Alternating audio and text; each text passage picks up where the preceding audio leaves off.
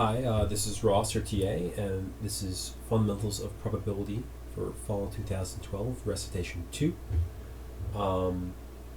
So,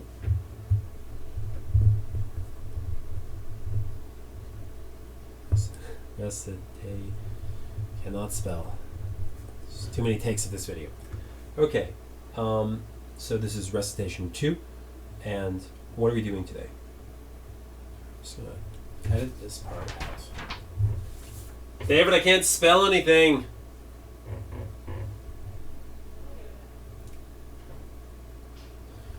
Okay.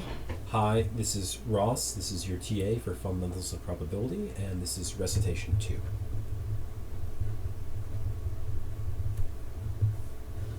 Okay, so what are we going to do today? We're going to cover a few different topics. We're going to review some topics from class. We're going to review continuity of probability.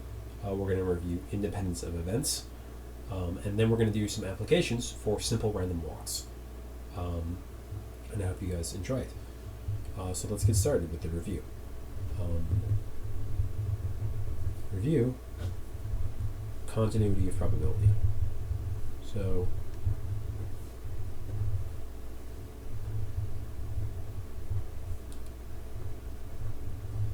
you'll find this theorem in your lecture notes under lecture 1, although we actually covered it in lecture 2 in the class. And it's a very important result. You use it a lot. If you don't, it's a little bit innocent.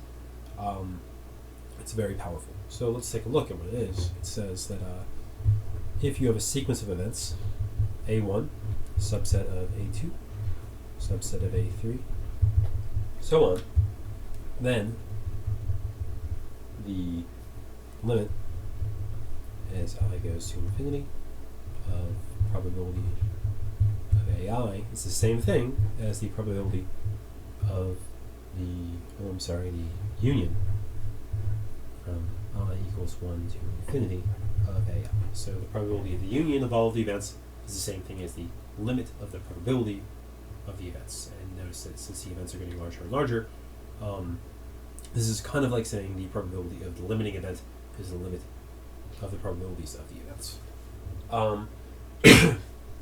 So there's a second version of this, which says that if A1 is a superset of A2, superset of A3, and so on, then the limit as I goes to infinity probability of AI is now the probability of the infinite intersection of the events.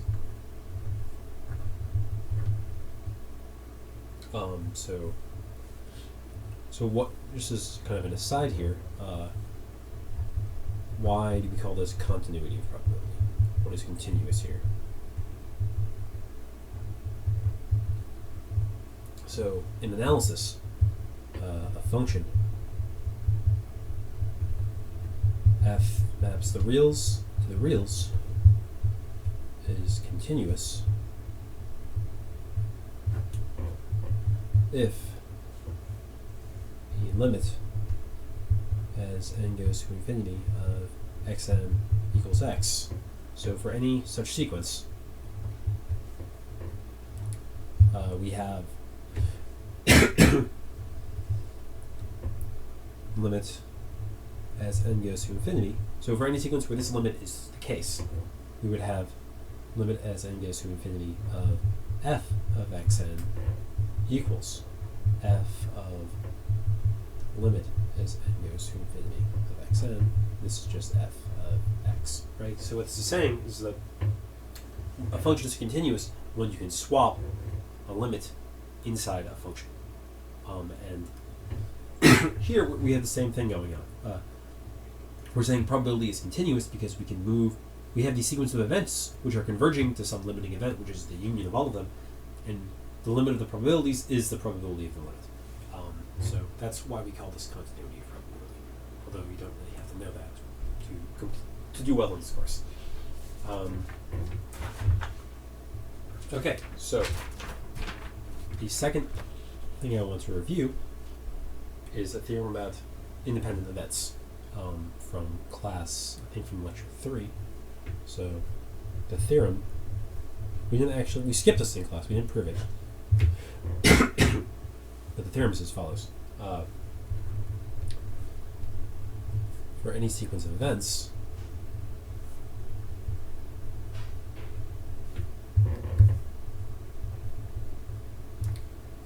we have that the probability of the infinite intersection is equal to probability of the first event times the product, the infinite product, probability of AI conditional on A1 intersect up to A I minus 1. So another way to write this, if we just let A0 be big omega, so just say a single infinite product I equals 1 to infinity. So we're going to move this A1 term inside. Probability of AI conditional on A0 intersect up to A I minus 1. So what all I'm saying here is that so if you add this omega into the intersection, for all of the other terms, it doesn't change anything, right? We're not going to lose anything by adding omega into the intersection. And for the first term, for A1, conditioning on omega is that you do not condition. So these are the same. You can try and work this out for yourself if you want by using the definition of conditional probability.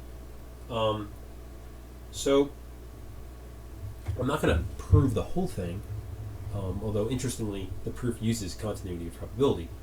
Instead, I'm just going to prove a finite version. Proof for finite version, because this gives you the important intuition here, which is that probability of the finite intersection is probability of, here's one way we can expand out this term. Probability of,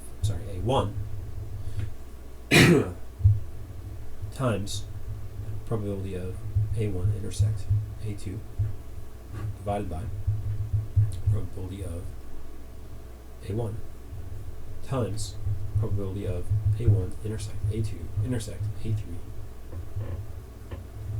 divided by probability of A1 intersect A2. So you see what's going on here is that this term is going to cancel with this term, this term is going to cancel with this term, we're just left with the intersection of 3. And we repeat this over and over until all that we're left with is the intersection of all n. I equals 1 to n of AI divided by probability of the intersection from I equals 1 to n minus 1 of AI. So all these other terms are going to cancel out, we're just left with that. Okay? And now, from here, it's actually pretty straightforward to see this because we know that the definition of conditional probability is that probability of A given B is just probability of A intersect B divided by probability of B, right? So we just plug the definition in here. So this term remains the same, probability of A1. This term, A1 intersect A2 divided by A1. Let's let A1 play the role of B in this formula, and A2 play the role of A. And we just get probability of A2 conditional on A1.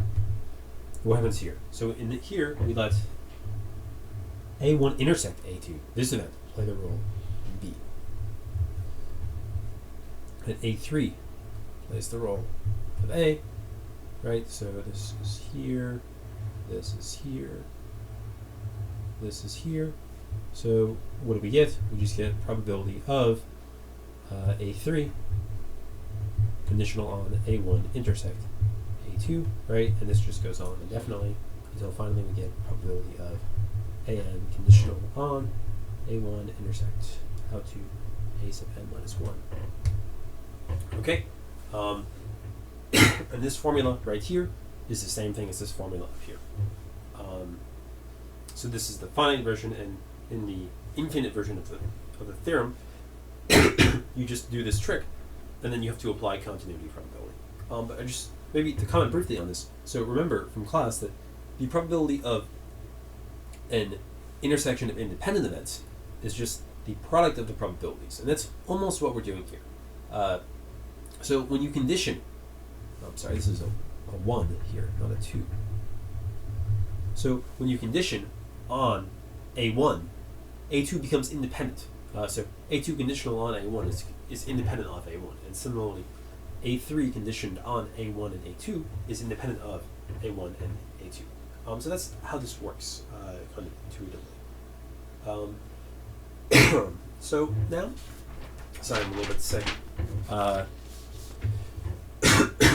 Now, let's move on to the symmetric simple random walk.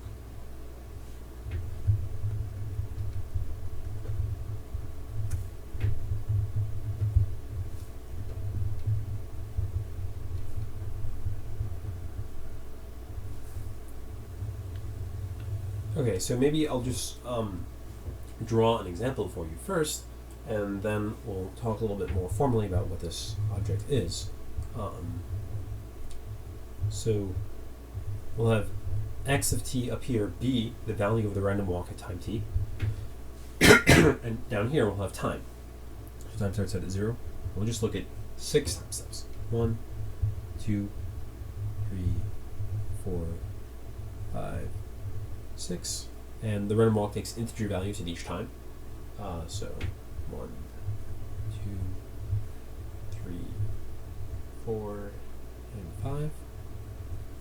Okay, so let's just say that, so it has some initial deterministic starting point. We'll say that our random walk starts at 2. And then in each time step, it can either go up by exactly 1 or down by exactly 1, but it cannot remain the same. That's the rules. So here it moves up to 3. And then let's say maybe it moves down to 2, moves down to 1. So this is at time 3, we're at 1. At time 4, we go back up to 2.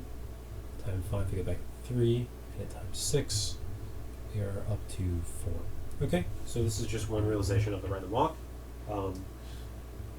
And so what are the rules for how it moves? So there's an initial condition.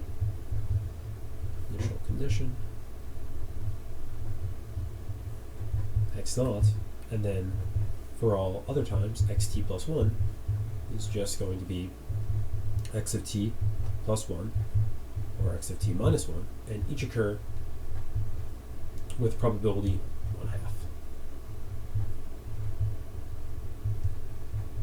1/2. So either of these are possible. Either of these outcomes are possible. And what does this remind us of? This reminds us of the coin flip infinite product probability space, where in each step we got either heads or we got tails, and that's actually how we're going to analyze this. So what these x of t's are, x of t is a random variable.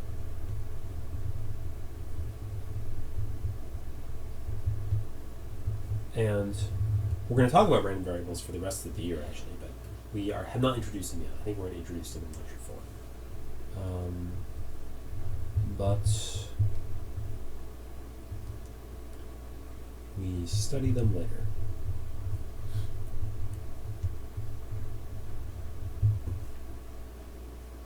So instead, we're going to look at this infinite product coin flipping space. So coin tosses. The probability space was 0, 1 to the infinity. We defined a sigma field for it in lecture. We defined a probability measure. And we had that this probability measure worked such that the probability that we get n heads in a row, this was just 1 over 2 to the n. Okay, so how are we going to use this idea of random walk? So we'll just say that for any question about a random walk, we can reduce it to a question about coin tosses if we can say that our random walk goes up.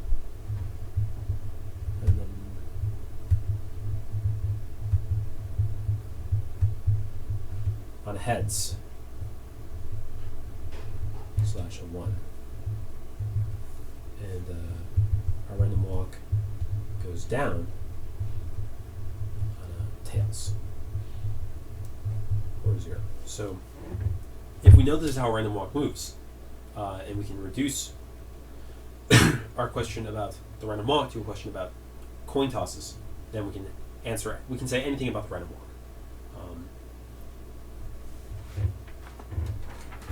Okay, so let's get to the main exercise for today.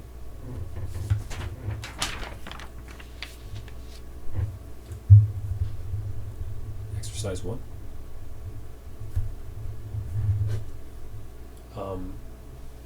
So we're going to suppose that our random walk begins somewhere in the set 1 to n minus 1. And we need to prove that we hit 0 or n in finite time. This is infinite, not infinite. With probability 1. So the event that we hit 0 or n in some finite amount of time, that event has probability 1. Okay, so I guess before we dive into the proof, let's talk a little bit about the intuition. About why we think this is the case. Intuition. Okay, so the intuition is that, so if here's our random walk, and here's n, here's 0, it's going to wander around, and let's say that in this block of time, from here to here, we don't escape, right? Way down here, much later, will we escape over here? We might not, but what happened over here doesn't really matter. All that really matters is that where we are, right here, between 1 and n, at the starting time. But even the starting position doesn't really matter that much. If the block is big enough, there's some small chance we're going to escape, regardless of where we start. And if we repeat this experiment many times, so we repeat this experiment over here, and over here, and over here, we have all these blocks. Maybe in each block we have chance epsilon of escape. And we decided that per block. And we decided that our odds of escape are approximately independent. So escape is somewhat independent. Doesn't really matter whether or not we escaped over here. If we were placed in the same situation over here, we still would escape or not, regardless of how much it went up or down over here. So the idea is that the chance that we fail to escape in each block is 1 minus epsilon. And since it's independent whether or not we escape, it's 1 minus epsilon to the n, where n is the number of blocks. This is no escape.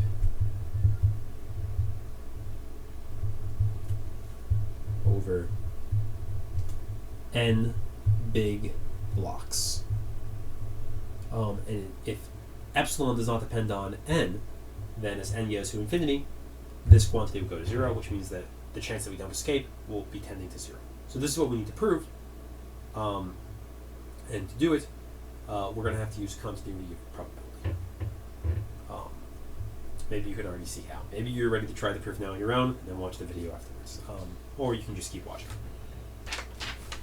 So I guess let's start the proof now.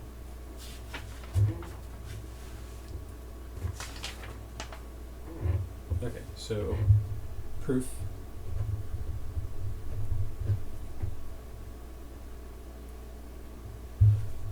Okay, so we need to make some observations, because our question is stated in terms of random walks, but we can only say things about coin flips. So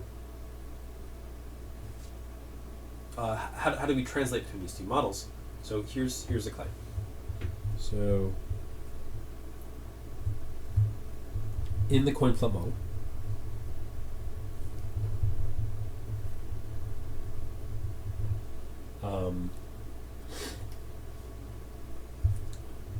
for any initial condition, if we get n heads in a row,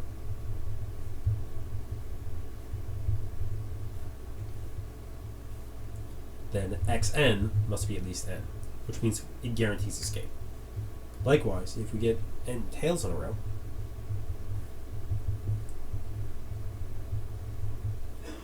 then xn must be 0 or smaller, which again guarantees escape. So why is this the case? So we knew that we started out, so this was in the interval 1 to n minus 1. So if we start out here, times 0, and we get n heads in a row, then that's going to put us, let's just call this k, so put us up to k plus n, which is going to exceed n, k plus n, right? So we just moved up linearly here, which will take us outside the threshold. So this is a sufficient condition for escape. N heads in a row, or n tails in a row. And it's not just from x naught, it's from any position. So if we started out at time xk, then we got n heads in a row, we're guaranteed to have escaped by time xk plus n. Because this is just how the relationship between our two models works. So here's what we're going to do. We're going to partition time.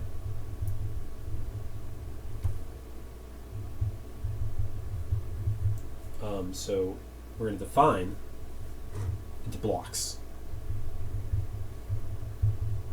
So we'll make blocks all of size n.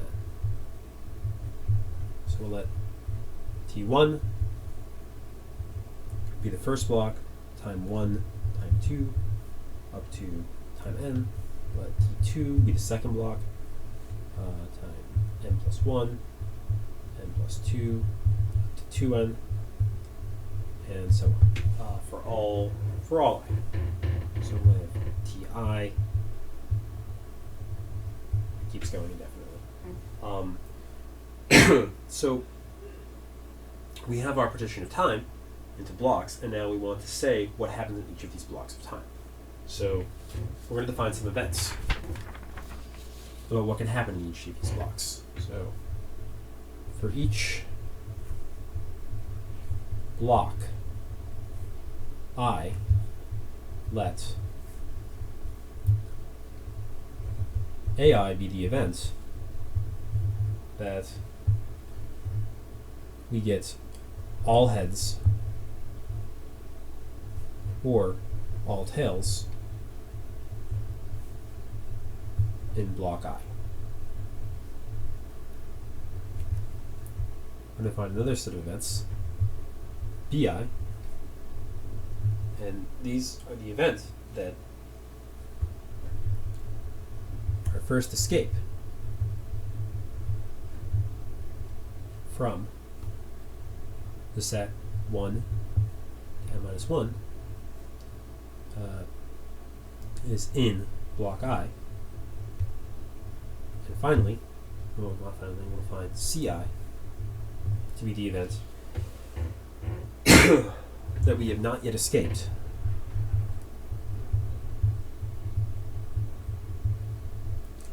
by the end of block I, end of block I. And finally, we'll define one more event that's not dependent on I. D is the event that we never escape. Okay, so we have all these events, and obviously there's a lot of relationships in these events, and we're going to need to use all of these to solve the problem. So first, just a quick question, it should be easy. What is the probability of AI? So it should be clear it does not depend on I. We have the same chance in every block of getting all heads or all tails, and since the blocks are of length n, there's a 1 in 2 to the n chance of all heads, 1 in 2 to the n chance of all tails, so we add that up. 1 in 2 to the n plus 1 in 2 to the n is just 1 in 2 to the n minus 1. Okay, so now let's work on the relationships between events. Relationships. Okay, so we have several options here. I guess let's get started. Maybe this is the easiest one. Here's one relationship. D, the event that we never escape. This is just the infinite intersection.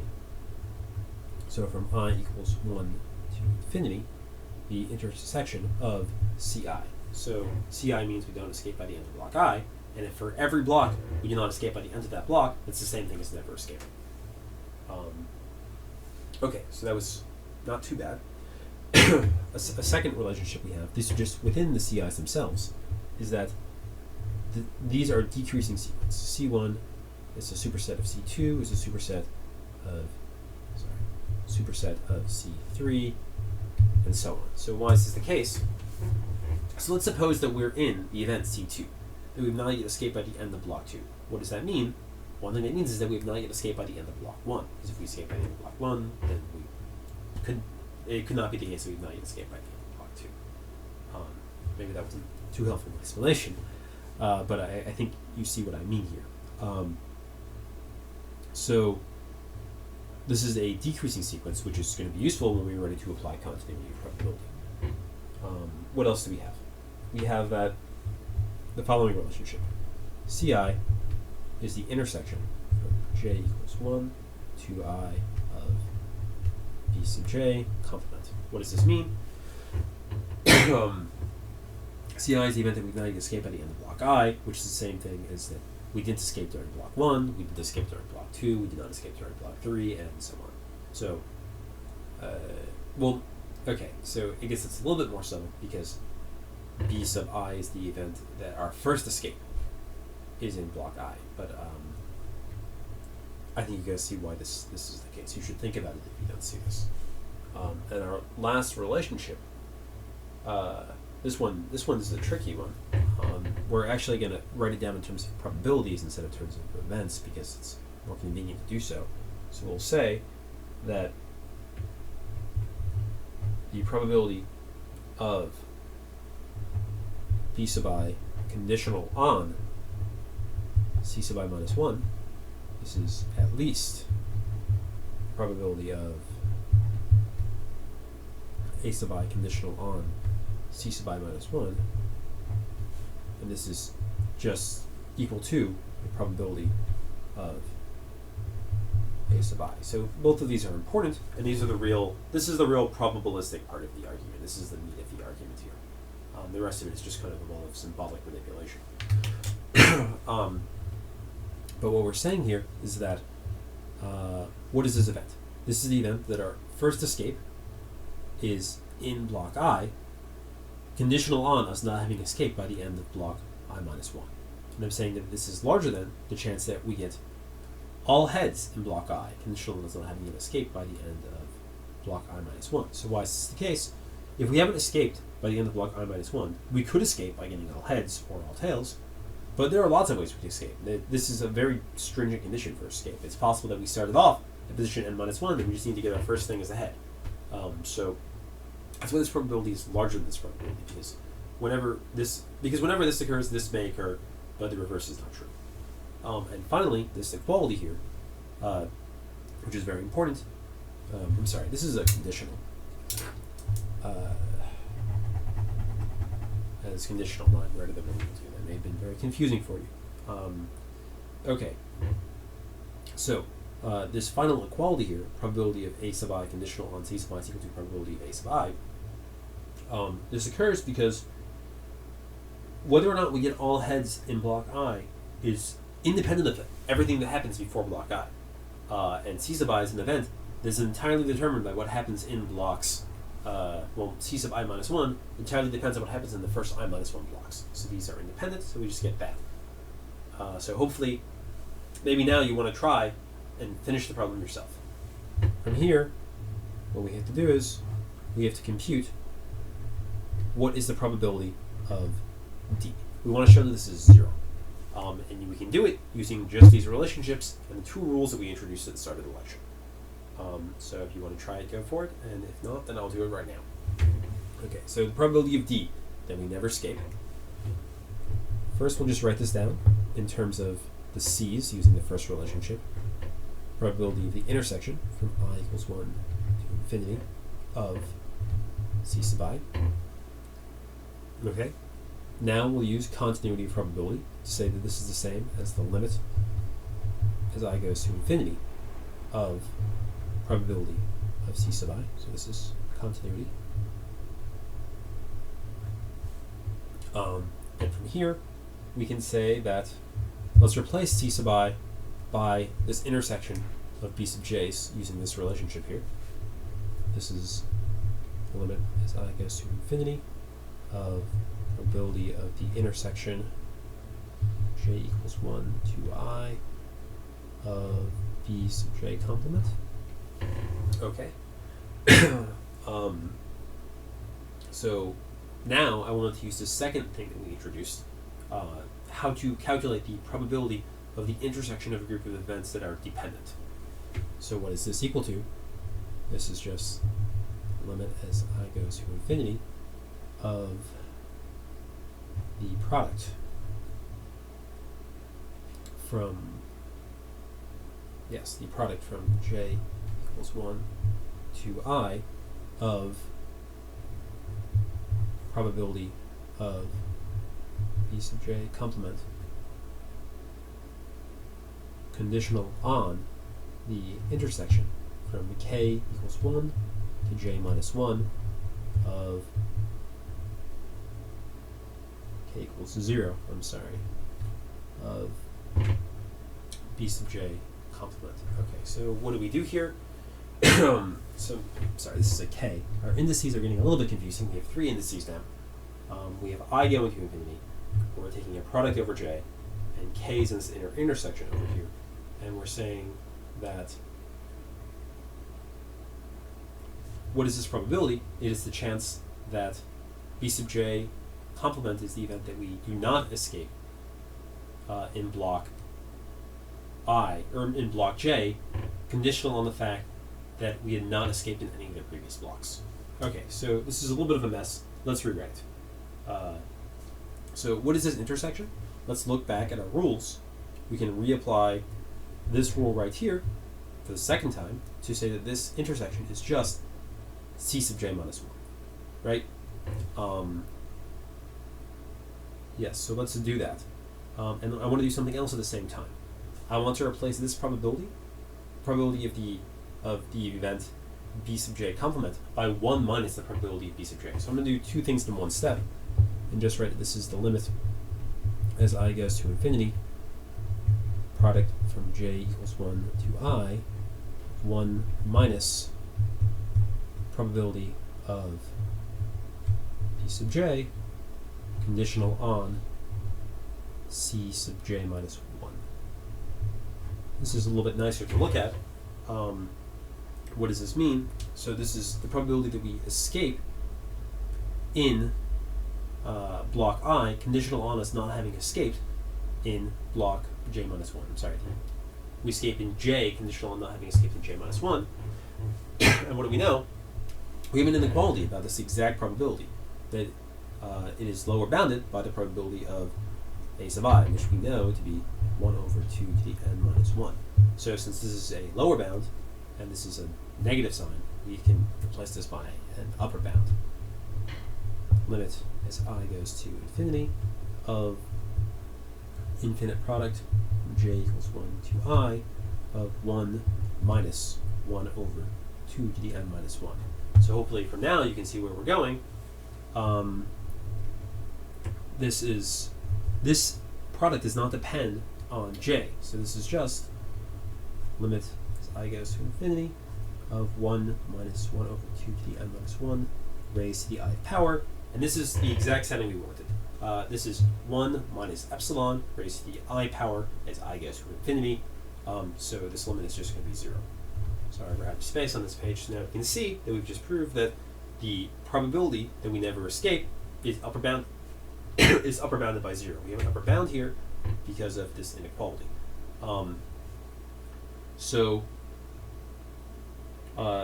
But we know, of course, that the probability of any event is at least 0. So the probability we never escape is exactly 0. This is what we were trying to prove, that with probability 1, we will eventually escape from this barrier between this 0 n barrier. So let's kind of just look back and see what the key steps were. We did a lot of event algebra on the way, and it actually isn't super important. It's important that you understand the relationships, but not that you can do the algebra. But the meat of the proof occurred here when we applied continuity of probability to take this infinite statement which we know nothing about and reduce it to a statement about finite sized events on our probability space, which we can calculate probabilities for. So that was one really important step. And the second important step was when we applied this inequality, was when we used this relationship here to say that the chance that we escape in block I, if we have not yet escaped in the previous blocks, is lower bounded by 1 over 2 to the n minus 1. And this is a really coarse inequality, but for our purposes, it is good enough, because we just needed 1 minus epsilon to a small power, no matter how small that epsilon was. Okay, so good, we finished that proof. So now we have a few more questions about this model, and we can actually say a significantly stronger statement than what we just proved with not too much more work. So an interesting question is, so we know that we're going to hit either 0 or n every time, but what are the odds that we hit 0 first? What are the odds that we hit n first, if we know we're going to hit one of them? So here's something that I'm just going to tell you guys, since we don't have the tools to prove it yet. Theorem. The probability that we hit n before 0 is our initial condition x naught divided by n. So the bigger x naught is, the more likely it is that we're going to hit n before 0. So the proof uses martingales. So this is a technique that you're going to learn in DSP, a class here at MIT, or ASP, discrete stochastic processes or advanced stochastic processes. So I would encourage you to take these classes if you're interested. Martingales are a very powerful technique, and the proof is very, very short once you know what a martingale is. Okay, so now that we know this, let's do the second exercise, which is pretty short, actually. Exercise 2. It's also pretty surprising. Show that for any initial condition, x naught, we hit 0 in finite time.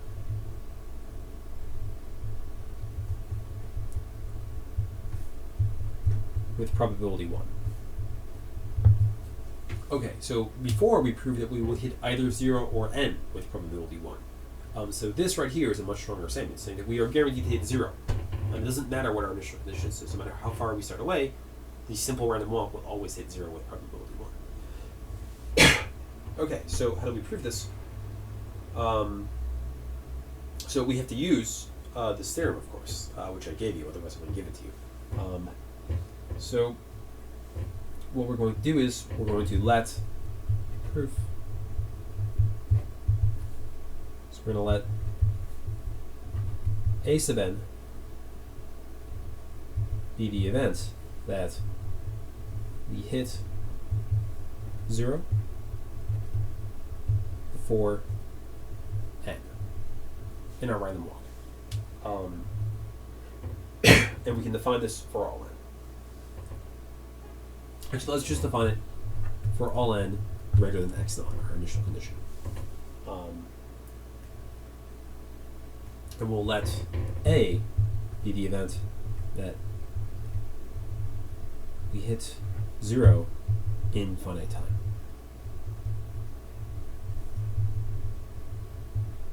Okay, so our goal here is to prove that the probability of A is 1. Well, we can't do that directly. We can't really evaluate the probability of A. So what we're going to do is we're going to make a bold claim. The event A is actually just the union from n equals x naught plus 1 to infinity of the events a sub n. This probably is not obvious to you. It was not obvious to me the first time I saw it. So let's just prove this quickly, then we can return to the main proof. So we have to show two directions of the inclusion. We'll show this direction first. So if we have an element in here, we now need to prove that it is also in here. So how do we do this? So if we're in here, we know that there exists some n such that a sub n occurs. This event must occur for some n. So let's just change this a little bit. If x is in the infinite union, we'll call it omega, I'm sorry. If omega is in the infinite union of a sub n, we have an outcome in the infinite union, then we're going to be in a sub n, one of these particular events, a sub n, for some n. Right? So if our outcome falls in this union, it must fall in at least one of these a sub n's. So we know we're in here.